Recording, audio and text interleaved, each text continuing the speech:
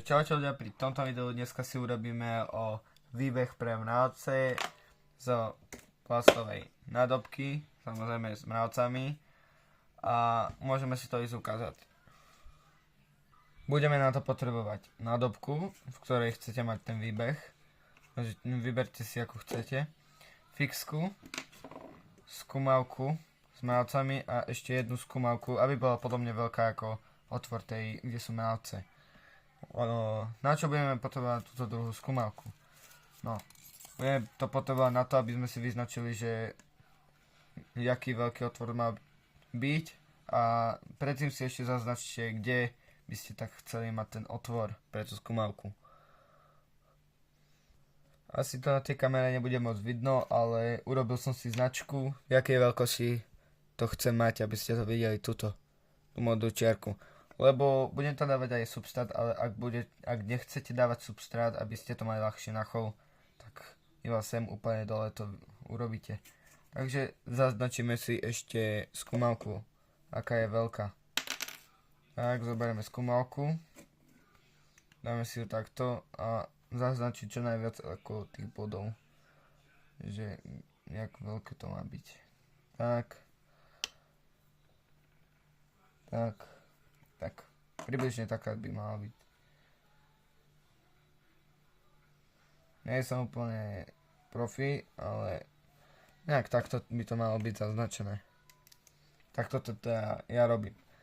Robím pre menší druh Camponotus. Nahrajme si tyčku, alebo čím to idete robiť, hoci čím. Oheň, alebo plast. Ak idete do silnejšieho plastu, tak to by som odpočul radšej niečím iným, ale ja to robím do tohto mäkkého plastiku.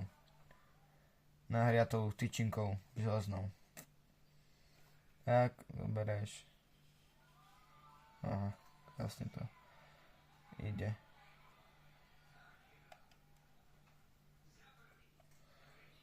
Tak, zase nahraješ. Zase ideš.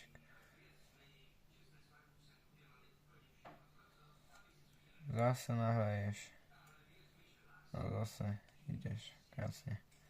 Ja vám dám vedieť, keď to budem mať už. Takže čauko. Takže otvor mám.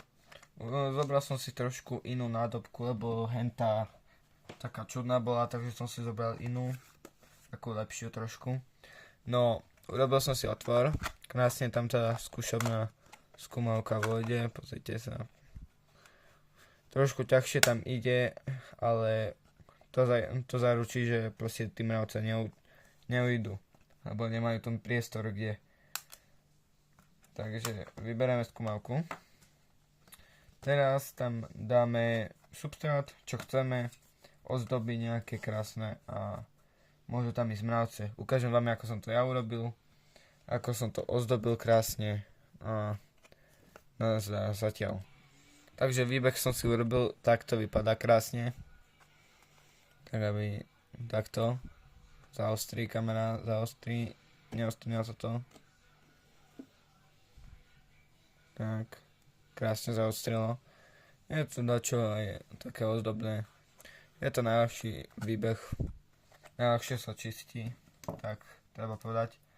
Ideme si tam dať mravce. Je to druh Camponotus nicobarensis. Taký oranžový pekný druh, nie je to tam vidno, lebo svetlo moc nefunguje. Nie je to moje hlavné svetlo. Dáme si tam pekne tú skúmavku. Tak. Mravce môžu chodiť. Zaostri zase. Zaostri. Môžu chodiť aj von, aj dnu. Sem môžete dávať potravu, na to je ten výbeh.